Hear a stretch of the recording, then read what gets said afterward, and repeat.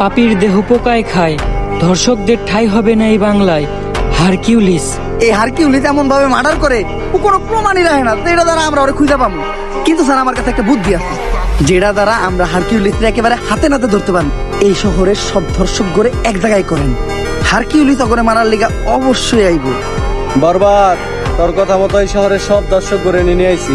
Sir ওগরে বাইরে রাখাটা safe না, হারকিউলিস যে কোনো সময় ওগো উপরে হামলা করতে পারে। এক এক করে ওগো সবাই পিসের গোডাউনে ঢুকানোর ব্যবস্থা করেন। স্যার বাইরে তো আমরা আছি, ওগরে ভিতর থেকে সেফটি দেওয়ার লেগেও কাউরে দরকার। সমস্যা নাই, তোরা বাইরে পাহারা দে, আমি ভিতরে ব্যাপারটা দেখতাছি।